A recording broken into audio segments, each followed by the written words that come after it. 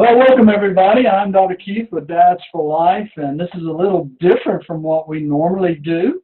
I have kind of felt like I wanted to do a Zoom meeting to invite parents in, and some are not able to join in right now. They're going to try to come in a little bit, but you know, it's just something. We have school starting back, and I am just so thrilled at being able to do this, because it goes back to my Periscope days when I'm learning all this, and I see friends on here that I've met on Periscope, phenomenal people, and we're going to be discussing in just a moment. I've got two special guests coming on tonight, but let me just reset. I have an organization, Dads for Life, a nonprofit organization that works with dads mainly, but we have a lot of moms that follow what we do.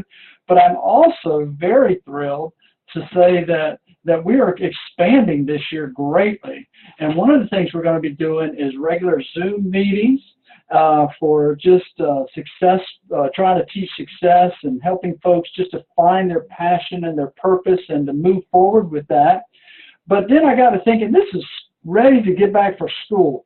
So I know when I was a school resource officer for 18 years in my 30-year officer career or police officer career, I can tell you that parents and students just went a little bit different that first week of school.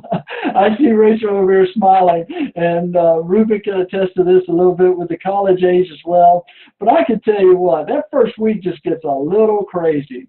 So what I decided to do, I just felt this download to do this for parents, and some are watching on Periscope, some are watching on Facebook Live. We welcome all these folks in tonight, and we thank you for, first of all, being an involved parent and encouraging your kids to do the very best this year.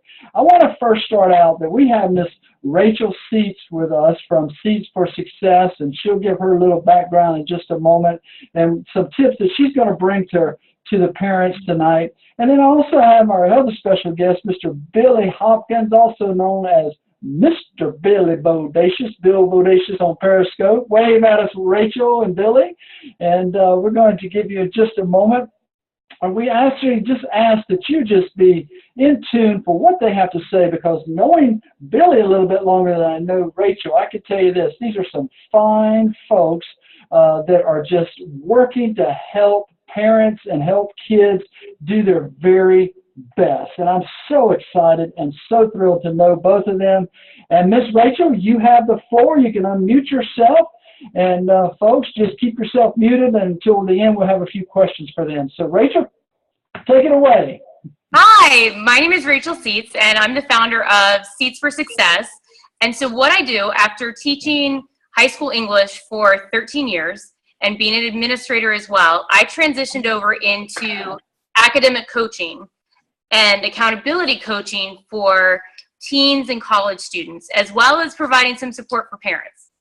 I am a mother. I have 3 boys. 2 were my bonus sons from my second marriage. I call them bonuses because they came along with the package, and I'm so blessed and fortunate to have them, as well as my own son. So we are 11, 13, and 17. So if I haven't worked specifically with an age group, I've experienced some things with it. And so I say that I've been in public schools, for 30 plus years. And I'm so passionate about education, as well as just providing those strategies that might make the school year go a little bit better. So what I wanted to do, I was thinking, and when I started talking with Keith, and what a phenomenal organization that he has. I'm so excited. Thank you, April. It just called out to me. And so I was really fortunate to be in one of his scopes, and then we connected. And so thinking about some tips and some strategies for parents the start of the school year, I'm going to jump in and give 4 tips. 4 things that I think are critical as we start the school year. And some of our homeschool families, they never stopped over the summer. They kept going. And so one thing that I think is so important is communication. Communication with your kiddos and listening. Because if you have that quiet time, and different families have different times where their kids are more likely to share. Sometimes it's bedtime when things quiet down. Sometimes it's, bath time. Sometimes it's that car ride. And that's a really important time to listen, because your kids will share with you in their own way what it is that's worrying them about the start of school. For younger kids, sometimes it's just going to school. You know, how am I going to get there? Am I going to ride the bus? Are you going to drop me off? What's going to happen? For middle school kids, it's that transition, the fear of multiple classes and lockers. And I'm sure that Billy will probably expound upon this with his middle school experience, that lockers are very intimidating for kids. Am I going to have all my books in my locker? Am I going to be able to get my gym locker open? So the books and the lockers can be in a situation. Transitioning to high school, all kinds of classes and maybe kids coming from different backgrounds or different schools coming in. And then college, we have a lot of our own challenges. Starting that college transition, living away from home. So just listen to what it is that your kids are sharing with you so that you can figure out if they need you to spring into action or if they just need to have that support. They just need to vent it out as they're talking about what's making them a little bit apprehensive about the start of school. As well as for you as parents, we're figuring out as parents who's on our team, who's on our kids' team as we go to school. Do we need to know the school's the school counselor? Often it's in elementary school, knowing the school secretary and having a rapport with them, because they often are able to answer questions. Never underestimate the power of the car greeter or the person who's standing out taking note of the buses, because that person might be the first smiling face or the transition piece for so many of our kiddos. So just listen and decide, who are my resource people? Who's on our team? And if this is resonating with you guys, I know most people are kind of muted, but if this is resonating or if this is something that you've thought of, please, thank you, Ruben. There you go. Okay. So making sure, yes, to know who's going to be part of that team, because as parents, we can't do this alone. We need to know our resources and making sure you know who's part of your go-to, who's your go-to person. And avoid as much as possible transferring your own fears and your own school experiences that maybe they were a little negative to your kids, because their experiences are going to be their own. And we don't want to inadvertently cause them to feel anxious or give them a worry that they didn't originally have. Maybe they don't care about lockers. Maybe they're not worried at all where they're going to sit for lunch. That's something that we remember. So we want to be cautious not to transfer those concerns back to our kiddos. We want to help them by providing the best transition piece and making sure that if your school is having back to school nights, if they're having new student orientations, or if they're having meet and greets throughout the summer, that we take advantage of those, because that's just going to give our kids extra information, which is always helpful in reducing the anxiety. Another thing that I always recommend, and I think is powerful, is to spend a little time talking with your kids about their learning styles. If they don't know how they learn, there are lots of resources out there, but one that I particularly like is this website. It is varklearn.com, and they provide several surveys that help with learning styles. So knowing varklearn.com, knowing how you learn, even at a young age, can really make a difference as far as how you're studying, how you're taking in information. Are you a visual learner? Are you a kinesthetic learner? What do you need to be successful? Rather than waiting, okay, so Ruben agrees. We don't, Billy gets it. Because often teachers, they know they have to differentiate instruction, because it's important to deliver content in a variety of ways. However, varklearn.com.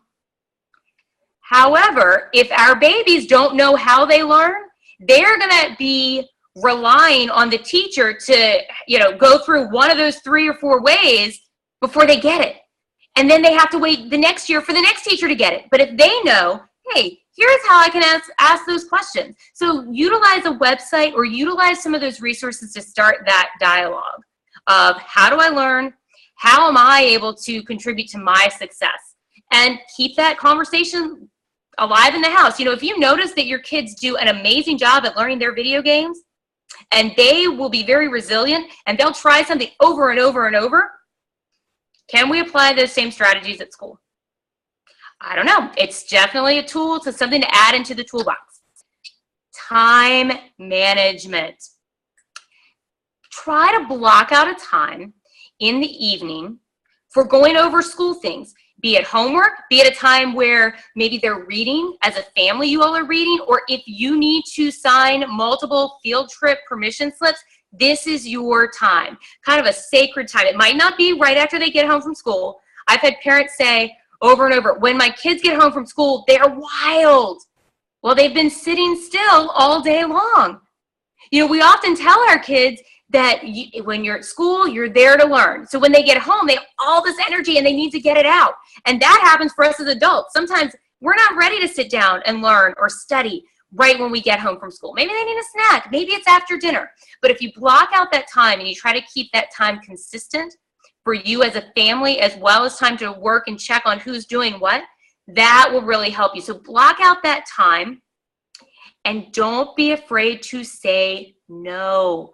So often our kids they're playing a variety of sports, or they're in dance classes, gymnastics classes. As parents, sometimes we have to help them understand if they're not able to get to their homework, or if they're not able to get to bed until 10 o'clock at night, they're not going to be the most productive during their next day. So helping make sure that they're not overly scheduled. It will be okay if they don't take on every single team practice, or if you're looking at elite sports or outside sports, or if you're looking at different tutoring experiences, enrichment experiences. It's okay to have some blocks. You need to block your time out for learning and for that homework time, but it's okay not to schedule every single minute of every day. That's when kids feel overwhelmed. So we want to avoid that. And as parents, if we are constantly chauffeuring, we're exhausted. How helpful are you when you figure out that, oh, you had a project scheduled for Thursday that you needed to do, but we didn't block out our time during the day so you could share with me what you need. I don't have the supplies. We didn't block it out as a family. We didn't know. We didn't communicate. And if there's no homework to be done, there's always time to read. And just keeping that time kind of sacred. My fourth and final point, set your family's social media expectations. You know, often as parents, we only know as much about our kids' social media as we have our own experience. So if we're just on Facebook and we assume that that's what our kids are doing, they're not. They've moved on. They're on Snapchat. They're on Instagram. They might have moved to a different social media platform. So make sure that you have clearly outlined the expectations for the household. Do you need passwords? Do you need to know what social media things your kids are experiencing? Yes. Social media and school kids. If you don't talk about it, you may not know. Instagram and some Snapchat are happening younger and younger. So make sure that you set those clear expectations of how you want them to approach social media. Because at the end of the day, our kiddos can make some mistakes that we may not know about that they cannot recover. So we want to make sure we're involved. But also, parents, we have to be careful of our own social media. If we're mad with such and such teacher, then we don't need to put it on social media. We don't want to vent online. We've got to be good stewards of social media and model that for our kids, because teachers are on social media, administrators are on social media, a lot of PTOs and PTAs are on social media. We want to use it for good and for good communication. We don't want to be putting dirty laundry out there. So I'm Rachel Seats with Seats for Success, and those are my 4 tips for starting the school year off and laying that foundation for an awesome year. Oh, thank you very much, Rachel. That was awesome. I was like, my head just like, oh, how am I taking all this in? This is like sitting in a college class, Ruben, trying to get it all in at one time. You know, it's difficult. Well, Rachel, okay, so how can folks reach you? Your email or through the website? Do you have a contact, I guess, through your website? Absolutely. So the website is seatsforsuccess.com.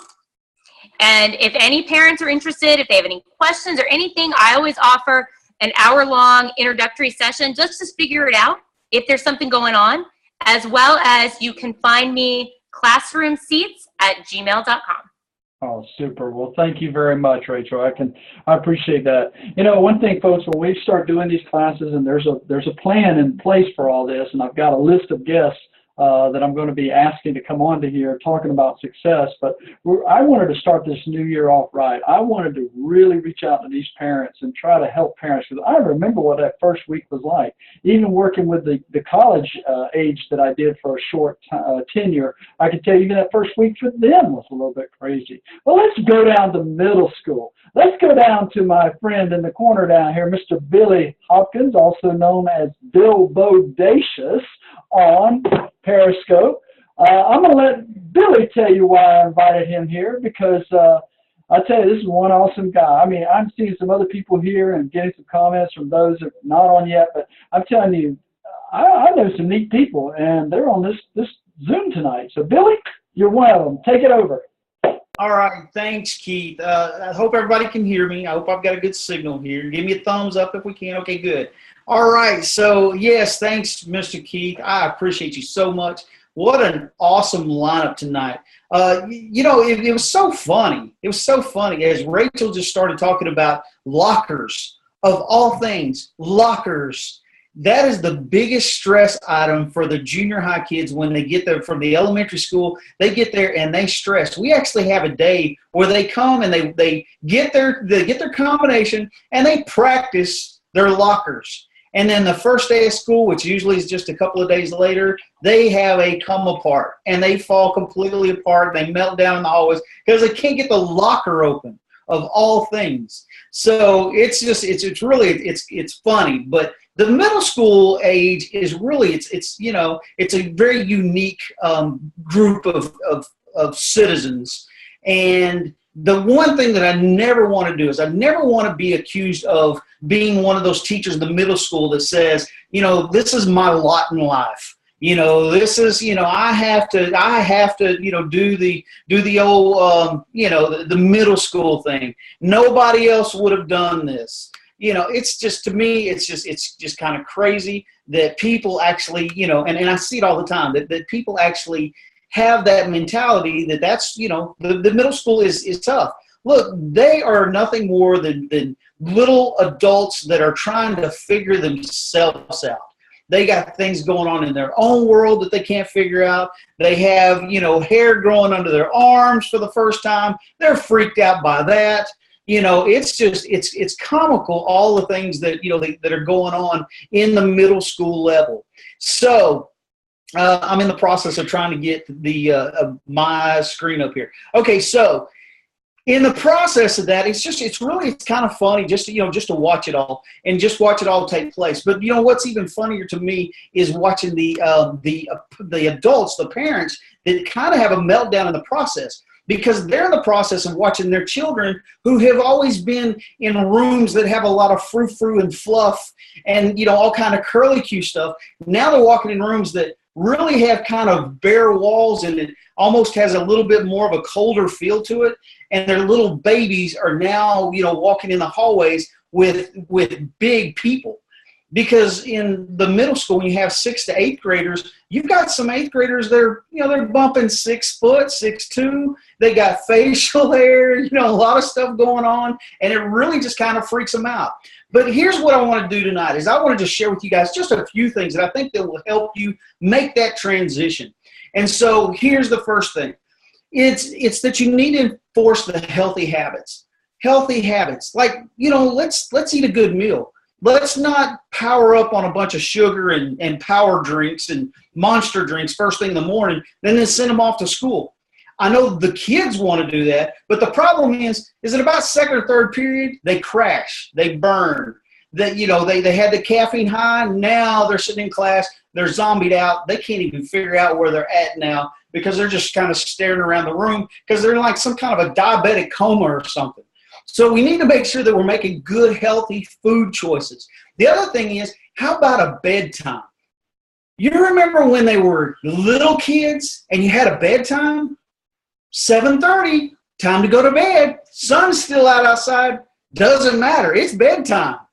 But then all of a sudden we get a little slack. And then coming out of the summer, we've let them stay up late. We've let them stay up till midnight, 1, 2 o'clock in the morning playing games. Well, they don't have school tomorrow. They can sleep tomorrow. The problem is now they're trying to get readjusted. They don't have a good schedule, so therefore they come in, they are wiped out. They're wiped out unless they got that monster drink, and then they're good for about 30 minutes while they're riding on the bus, getting in trouble, and they get to school and they go to the office. All right. So, well, at least they're amped up to go to the office, right? All right, so here's the deal. We got to make sure that we're making good food choices, making good sleep habits. All right, stick to a routine. Believe it or not, kids do love a routine. They love to know what's going on next. If you don't believe that, just ask a little bitty kid, Mama, what are we doing? Mama, where are we going? Mama, are we there yet? Mama, are we almost there? Daddy, can we go outside? Daddy, we went outside yesterday and we played right now. So we have those routines that take place with the little kids, but then when they get older, we kind of break the routine. We need to stick with the routine. By sticking to that routine, what happens is that the child knows what exactly is going to happen. One of the biggest routines that I think I'm a big fan of is when they get up in the morning. How about try this one on? Now, this is probably outside of the realm of something you're thinking. How about make your bed? Make your bed. How about you just make your bed? Is that important? I think it's important. And the reason I think it's important is because that gives them one victory already. They have something under their belt that they have accomplished. That is a simple concept to get up, turn around, make your bed, walk away, and know that you have accomplished one thing before you even walk out of the door. So it's something simple things like that. In the afternoon when they come home, set a schedule, get a routine. We're going to have a snack.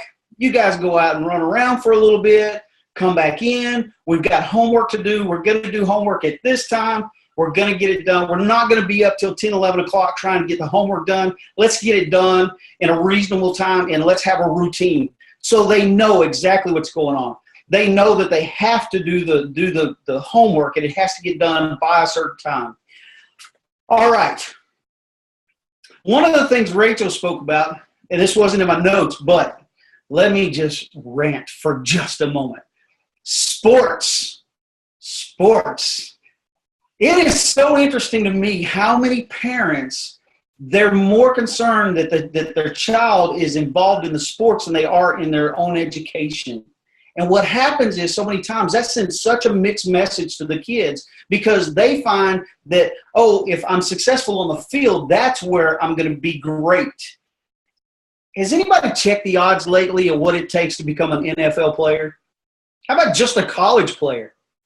How about the kids that are great in peewee ball when they hit the middle school and they play some middle school ball? They're not quite that great kid anymore. And then when they hit high school, if they make the team at all, there's a great chance they'll never make it into college and play that sport.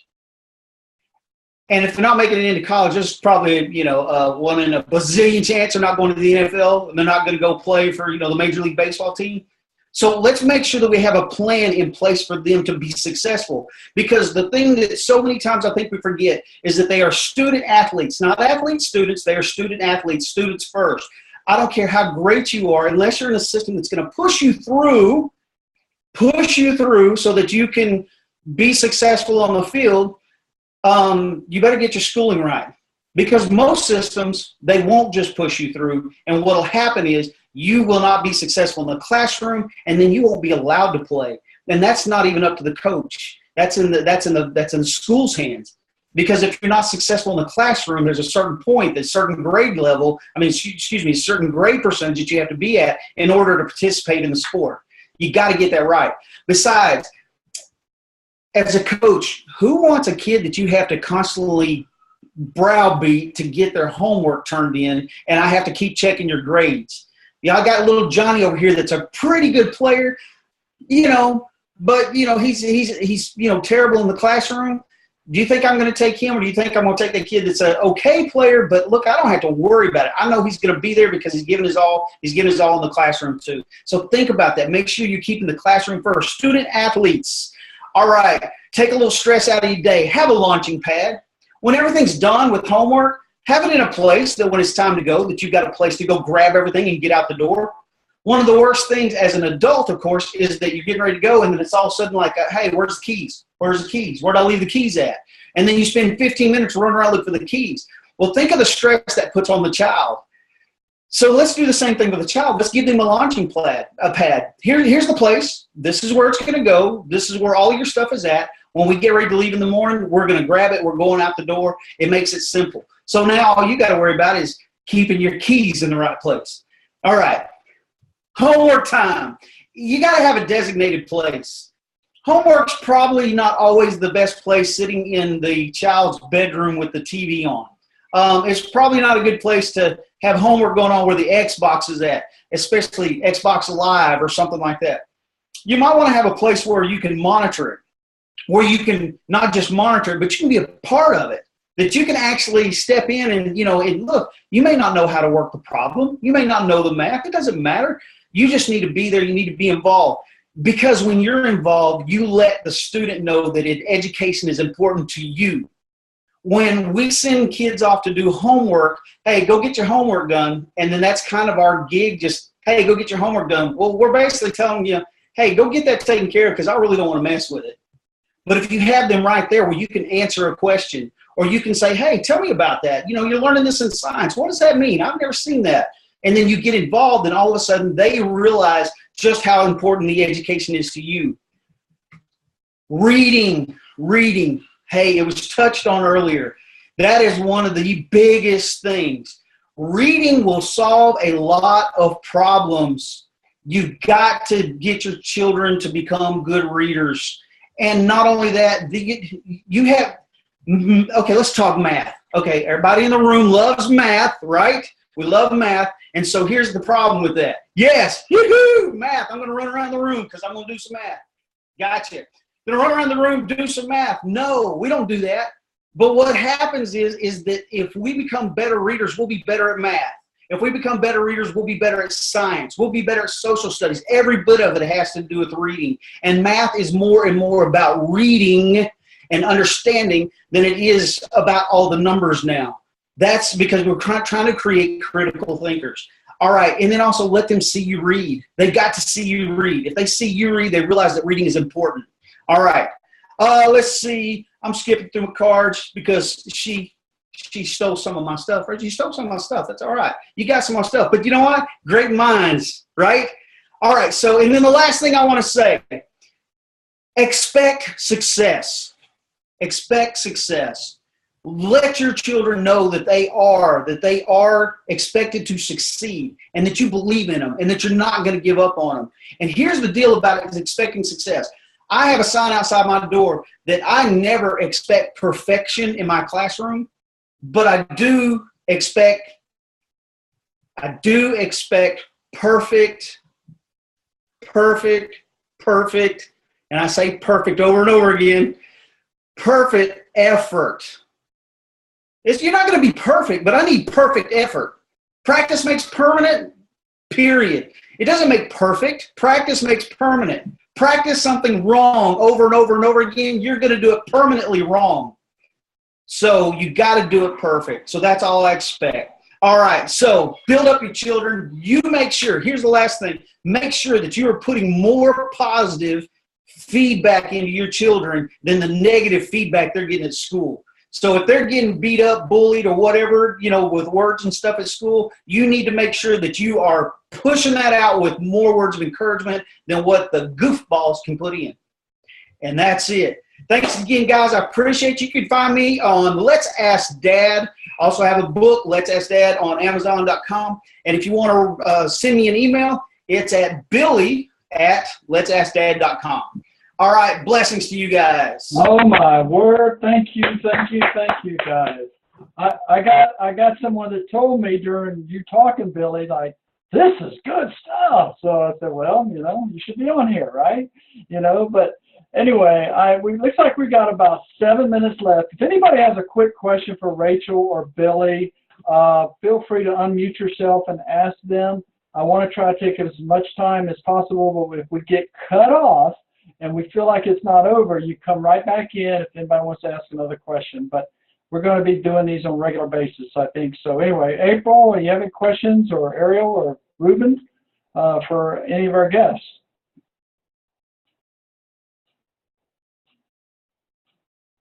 Not right now. Those are really good tips, and I mean, I have pretty much full-time access to Bill anyway. So if something does come up, I'll let him. But I really appreciate, getting to meet Rachel. Those were really some really good ideas, and I really, what would be great, because I just, well, it's funny, said I just finished talking about the learning styles and how we don't emphasize visual learners.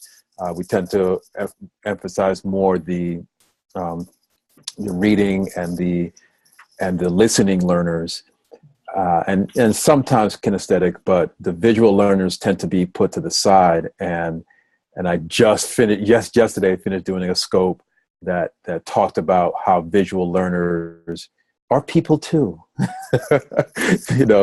And so I definitely appreciate you going through that process. That was dope. Well, thank you, Ruben. And Ruben is, I'll tell you, Ruben, come on back out of mute there. Just tell us who you are, where you're from, and your Periscope handle. Oh, okay. Yeah. My name is Ruben Arana. My Periscope handle is Teach All I Know. Hi, Irial. Yes. Yeah. So my Periscope handle is Teach All I Know. And I'm a professor at Florida A&M University. And yeah, awesome. He's an awesome artist. He won't say that, but he's an awesome artist. So, we appreciate you for joining in. Thank you, sir. Yeah, you're on my guest list. So, April, you have anything for our guest? April? Okay. Yes, I'm here. Sorry. We have about 4 minutes left. Do you have anything, any question or anything? Oh, no. I think they did a really good job, covered a lot of stuff. I definitely, my son's only 4 and he's only in preschool. But I feel like it's going to help me, through his school years. And I also think one thing that Rachel touched on, too, I really try to limit my son's social media. So, I think that nowadays kids are on social media a little bit too much. So he doesn't have anything of his own, and we only use it for learning. So. Well, I tell you what, and April, I can understand that, and Rachel, I certainly understand that, and Billy, because I'm telling you, my 3-year-old granddaughter, my phone rang, it was FaceTime. I look at it, and it's her. She's already learned how to push FaceTime with my name. 3 years old, really? Of course, I don't mind, but but I just want to tell you that we've got to be very much in touch as parents, and that's what I worked with for so long. And Dads for Life got started because I never walked out on my daughter after a divorce, unwanted divorce. But I can tell you this, that it pays off, and our dividends are those grandkids, as Billy just recently learned. And we're very excited about what we can do to help parents and help kids through Dads for Life. And all of you, I know all of you, and you're doing phenomenal work on Periscope, and let's continue to do this. And I'm building a kind of a success thing on Zoom, and I'll be inviting all of you back because to me, you're all successful. April down there is a wonderful dog trainer. She just can't help me get my dog to stop barking. So, but follow April. April, what is your handle on Periscope again and Facebook? It's April. I think it's April B Dog Trainer HK. Okay. Well, you can find it. I really agreed with the sports stuff too. I think a lot of times we get too competitive, and then we, forget we're taking our kids everywhere and we're not talking to them. We're taking them to this sport and that sport, but we're not talking to them. And yeah, so I definitely think we should try and be a little less competitive too. Yeah. Well, guys, we're down to the 2-minute warning, being we're talking about sports, and I appreciate each and every one of you. I cannot believe I just got off some Zoom mastermind classes, and we always run out of time, but it looks like we're good here, Ariel. Ariel is from Australia. Welcome to Ariel. We appreciate that. And she helps you find your brand and helps you manage that brand. We appreciate her coming in. And she also has a young one, but both of them are great moms, and we thank you so much for joining in for our first one. We'll see how it goes. Thank you, Rachel, and thank you, Billy, for your time. Billy, I know you got something to do with kid duty, so go do it, my friend. And we will see you guys later. Thank y'all so much. All right. Thank you, Ruben. I'll be in touch, brother. All righty. All right. Bye-bye. Great job, Keith. Great job. Thank you. Thank you.